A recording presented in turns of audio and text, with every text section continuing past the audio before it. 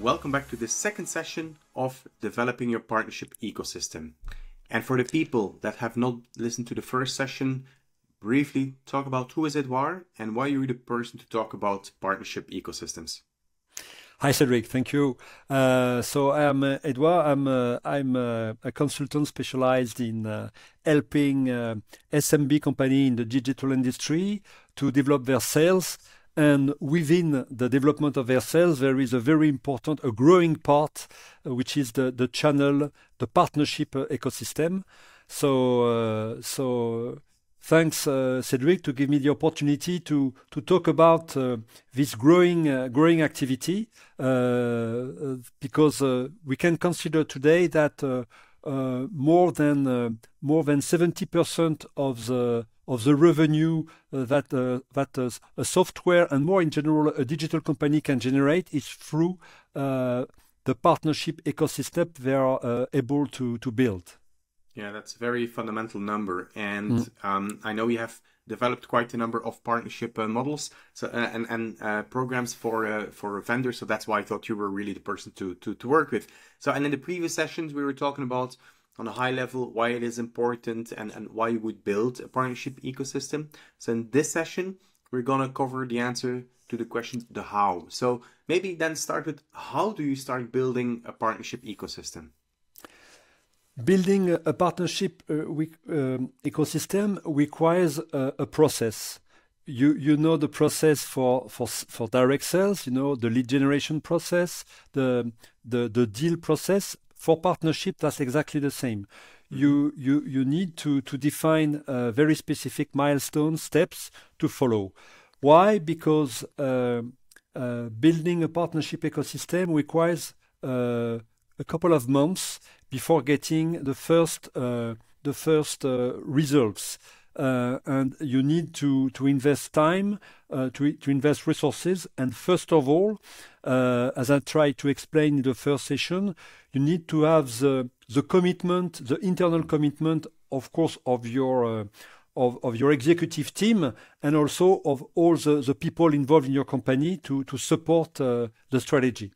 So more concretely, when you build the partnership ecosystem, in general, I can define five steps. The first one is what we call the discovery step. The discovery step covers the fact that you need to define what we call the IPP, the ideal partner profile, and the IPP in general is really match with your ICP, your ideal customer profile, and in fact to define the territory gap you need to fill with your potential partners. Then you need to find partner. I mean to share mutual interest with the partner. First of all, the fact that you need to secure an install base for the partner, and you to find new customers, to acquire new customers, to address your client pains, and the fact that the partner is also able to do so. In this discovery step, you also need to define objective for partners, objective within the partner agreements, and you define at the same time your acquisition plan, how many partners you want to sign, and for which type of profiles, because you can define different type of profiles, so you can start as a very early stage of your partnership strategy, certain type of partner, and finally, as I said at the beginning, you need to build internally a real commitment to the partnership strategy. It's very, very important to have the sales people, the marketing people, the product people involved in the strategy. So this is the first step, the discovery. And then the second step is what we call the building. In fact, in the building you're more in the operational part of the process. That means that you need to define the onboarding of your partners, the training of your partners, the business plan you want to define with each of them, the fact that you want to get quick wins, so you need to build all the material for the co-selling on the first deals you need to win, to close with your partner. At this stage, that's in the building stage. The building step, it's the opportunity to build a partner playbook. You have the sales playbook for your direct sales team. You need to also build the partner playbook, and the partner playbook is a document with the process, with all the material. In general, you build that with your partner. It's not it's not top down. It's a collaboration. Okay. So that's the building. And then the other one, you have the managing. The managing, it means that you have your first community of partners, you have your first partners. So they are onboarded, they have signed their first deals, they generate they start to generate revenue. So you need to organize and to manage this community of partners. So that means that you need to meet them regularly, to have a quarterly meeting, to define the cadence of meetings with your partners, to get feedback from them, feedback of their customers, which are also your customers, and also to continue to organize training, because the training is not delivered once, it's also a continuous training. The third one is measuring. So you need to define KPI, you need to measure with all the digital tools you are used to have in your stack. Very important to measure the result of your partnership strategy, the number of partners you have signed, so to track the source of revenue influenced by the partner or even closed by the partner. And at the end, the last stage is optimizing your partnership strategy. Optimizing, you have to improve each part of your strategy. That means from the IPP, the acquisition of the partner, the partnership management. Very important, and you do this optimization with the participation of your own team internally, and also involving your partner. Yeah. What I often see is that if you look at optimization, my assumption is that many smaller and medium organizations or growing organizations are in optimization, because what I sometimes see is they assign a couple of referral partners, they have a couple of ad hoc agreements with partners, but then somehow it does not work out, or one partner is in conflict with the other partner. So they're in optimization. So maybe what are some things to make sure that you have at least a foundational strategy without making it a long process, because I think this is what, if you look at many entrepreneurs, they're doers, and we all know we need to think and work on our business as well. But then how can you avoid being in that situation that I just described, of having those couple ad hoc partners with not a lot of thought behind it, and then optimizing or really start building up then a partner program? What is important in that aspect, in that situation, is that in general I would recommend the fact that you build tier. I mean, all the partners are not similar, and in fact, when you have tier, you have your biggest partner, and for the highest tier, and I would say the early tier for the referral, for the small partners, and so you don't have the same kind of relationship, and you define the fact that there are steps. You can a partner can upgrade the tier because they have achieved more they have got more results, or they have invest in more resources internally to manage the partnership. So for each tier, there are a specific program, but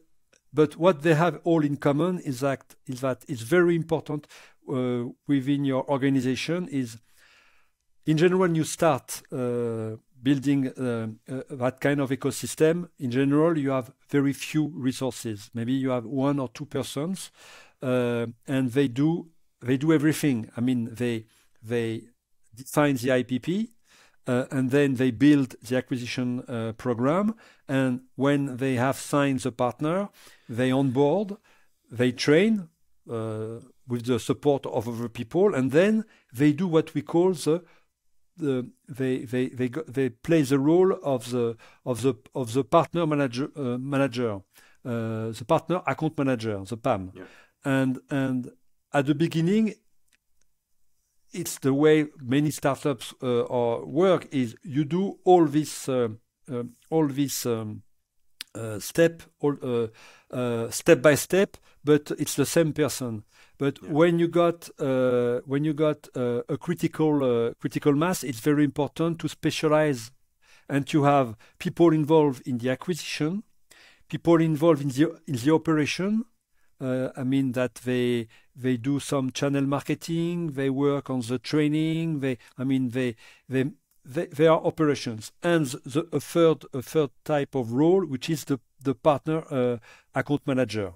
The partner account manager is the point of contact with the partner to help to grow, to help to generate more business, and it's a kind of it's the extension of your sales team. So the partner account manager is supposed to manage a portfolio of partners and make sure that they stick to the business plan and so on. So that's the idea. Yeah. And when the company grows, so is there an ideal size to start with a program, or maturity? Because we spoke about startups. I mean, is it too late to start with a partner program? So what is your take on this? There is not a real ideal momentum to start a partnership ecosystem. I experience different situation in my previous activities, working for a startup willing to launch the partnership as soon as possible, and other startup or other software company that prefer to wait a couple of years before developing this activity. At the end, I would recommend that the earlier you start the partnership program, the better it is. Why? Because in fact, there are kind of milestone. You don't need to build a program with all your tier and everything set up. You can start with affiliates program, with referrals, and then get and go to and reach the channel, the reseller program. But it's very important from the beginning to collaborate, to have the direct sales activity and the partnership at the same time.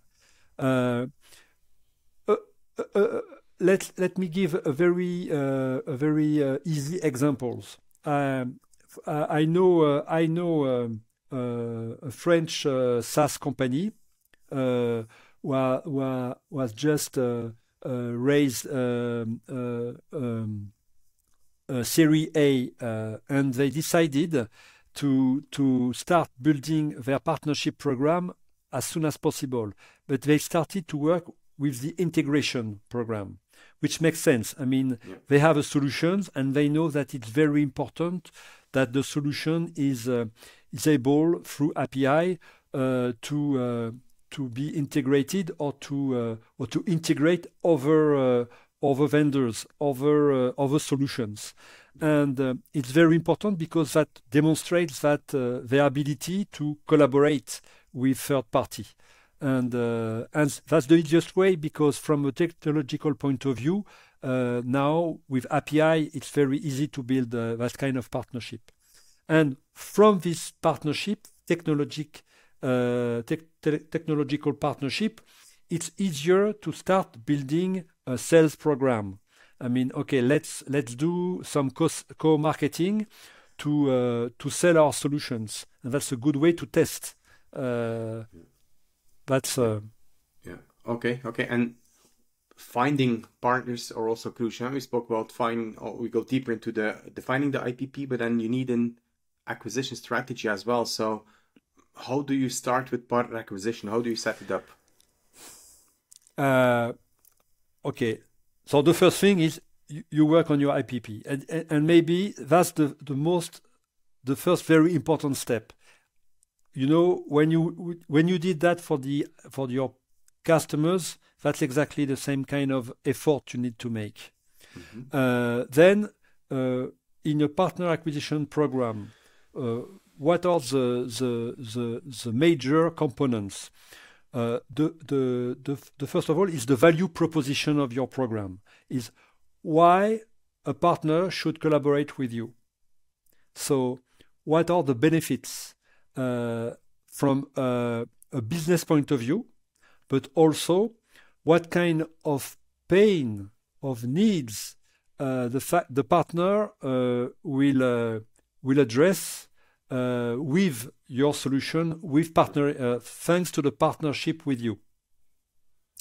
Then the third very important component is the reward, the incentive, because when you start talking with a potential partner, as often when you deal with a lead, with a prospect, they want to know how much does it cost. Mm-hmm. So that's similar but different also. But with a partner, they need to know what revenue they will get from the partnership. Yeah, clear. They need to know, and they need to. I mean, that's the way that okay.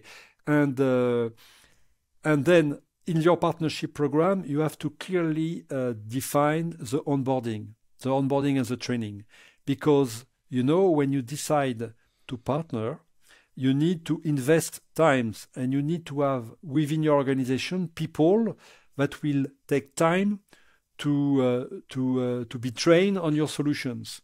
So that's not that's an impactful investment. And in fact, at the end, the partner needs to feel reassured by the fact that they will have partner account manager. They will have people dedicated to the relationship with them, which is very important, because you build the trust with that. They know, okay, if I have a problem, they need to. That's the idea of the quick wins you talk about in the first session. Yeah. So when you talk about onboarding, if you talk about having people that will support them, ongoing training, are there other conditions to building a program, and are there certain obstacles that will prevent you from building a program? That's the major components of the program. But if I go back to what I explained earlier, is the kind of prerequisite for the program is the first one is I like to talk about readiness. The first one is the business readiness. Is the fact that your top management is committed to implementing a partnership program, that they are willing to allocate resources for that, because this is a real activity. Then you need the product readiness. That means that you need your solution, the pricing, the licensing is the model of this solution. You can fit with your partner expectation. We say, okay, this product, we can resell it or we can integrate it.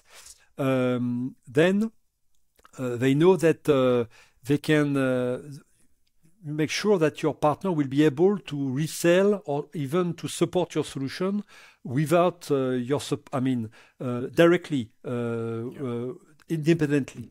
The sales readiness, I talked about that already. You need to also have a sales process in place through your direct teams, but also if you don't have a direct team, which can happen, you need to have a sales process defined. Marketing readiness, but for me, marketing and sales readiness, that's stick together, and operations revenue, right? And operations readiness as well. I mean, dedicated resources to support the partnership program. Yeah. So basically, it doesn't stop at the signature. It starts at the signature if you have the right framework around it to make it successful. Absolutely. And but the first one is really everything is important as the onboarding and the training. But first of all, you need to have the support from your executive team. It's so important. Some partnership programs fail because at the middle of the journey, the top management say, okay, finally, this is not our priority. And in fact, since you have the sponsorship of the top management, that makes you can be sure that everybody will be committed within the organization, because you need to avoid any type of competition, internal competition with the partner. You can hear the word of co-petition. That's this mix of competition and cooperation and collaboration. Yes, but that's very risky when you start partnership. It's better to make sure that all people, all your stakeholders are collaborating or working together. Partnership is not something that will make them will give additional work or will prevent them from doing more business. No. It's an accelerator. Yeah. And so we have the leadership that champions, or at least is the sponsor of the partnership program. In return, you probably need to show a way that there is a return on investment on this, and on the short term, midterm. So what is your way to show the success and show the ROI of a partnership program? You have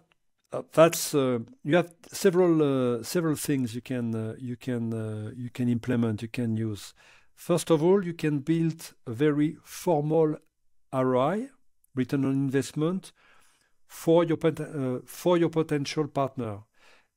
Like a pricing calculator. Many SaaS company, they say they build a calculator, so you can, okay, if you purchase my solution, you will gain X percentage of additional revenue. You will decrease the cost, etc., etc. You can do exactly the same for the partner. Yeah. You can build a ROI, and within your ROI, you have all the potential revenue the partner can get, and the cost of this revenue of this partnership. And what are the costs for a partner? In general, this is the costs are resources. For instance, people within the partner organization, people involved in the partnership, salespeople, product people, consultant.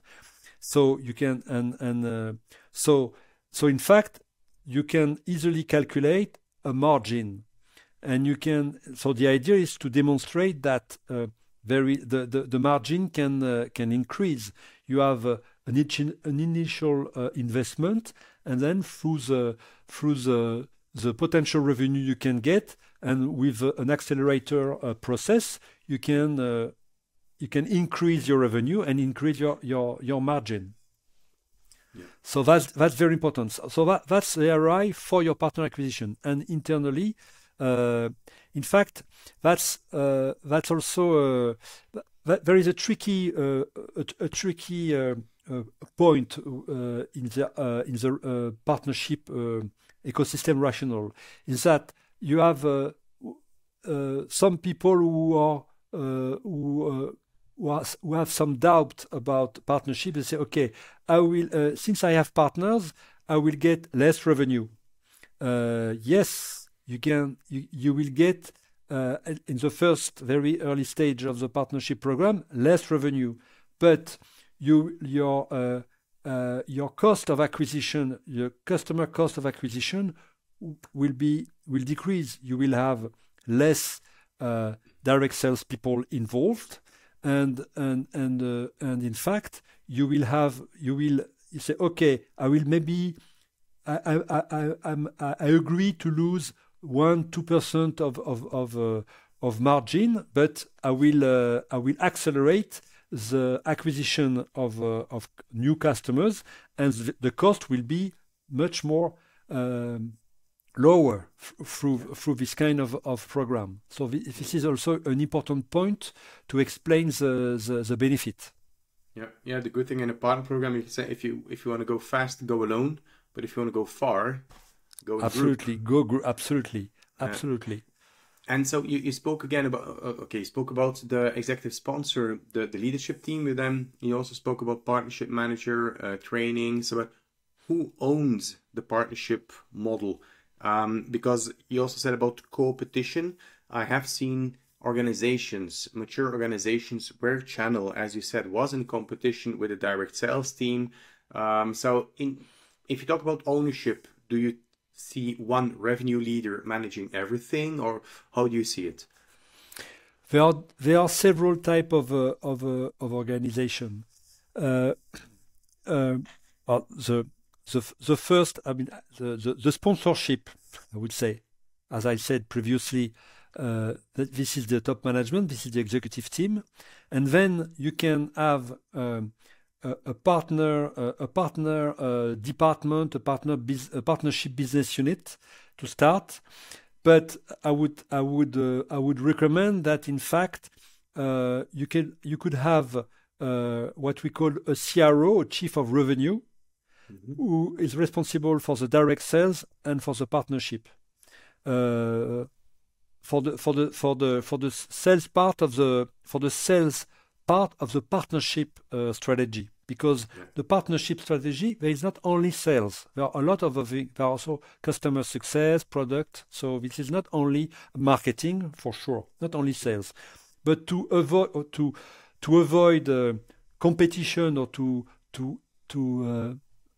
to try to have more competition, you start with co-selling activity. And then it's very important that the salespeople, the direct salespeople and the partner salespeople, they share the market. I will explain that later, but it's very important that they collaborate in the way they address their lead, their customer, and generate opportunities and manage these opportunities. Regarding the training, the onboarding and the training, you need to have you need, from an operational point of view, to have somebody who is responsible, who has the ownership of the onboarding and training program. But these programs are not created from scratch. In general, you reuse the onboarding and the training program for when you hire people. So the idea is not to reinvent the wheel, is to reuse all this material and to adapt for the partner. But so that will be that's more efficient and require less time and resources to build. Yeah, I like it, and it all comes back to what you said in the beginning, that it's an expanded sales team, so they should have a similar onboarding, similar support, and so forth. So thank you, Edouard. You have talking about how to build a partnership ecosystem. What are the different steps to build it? maybe to finish the session, so what are a couple of big no-nos in trying to create a partnership model? Yes, of course. I spoke about all the advantages, the benefits of a program, but of course sometimes you can face some risk and some difficulties. And in fact, if you in reverse, I mean, the difficulties you can have is, in fact, from a vendor point of view. You're the digital company, you're the startup, or you're the software company, or you try to find the best partnership program. What you can what the problem you can have is, in fact, you can say, okay, I'm gonna have less control over the sales process because it's in the hand of some of my partners, so it's more difficult to forecast the revenue. Of course, you can handle that, but that's the kind of risk you can have. Regarding your own reputation, your brand, it's very important to work with partners who have a very good reputation. If you face some problems with your partners, it can impact your reputation. So it's very important to look at that. And another type of cons, it's you have less. You can consider that you have less direct relationship with your customers, direct feedback, because you have now you have in between you have your partners. So of course you can feel that you will lose this feedback. And finally, in general, as I said at the beginning, building a partnership program is time consuming. So you have to have that in mind. So you have to organize to have the bandwidth that enable you to go through the program, because it's time consuming, and we all know that the time is the asset you need first. Yeah, definitely. Yeah, great, thank you. It needs definitely commitment. Reputation is absolutely crucial, especially if you're a smaller company, you're going to attach yourself to somebody else. So it is your expanded sales team, but also your expanded marketing and brand. Absolutely. So, absolutely. Great one.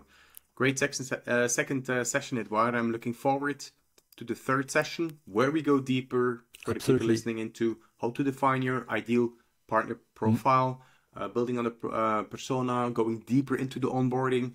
So looking forward to tackling you with this as well. Nice talking to you, Edouard, and see you soon. A pleasure.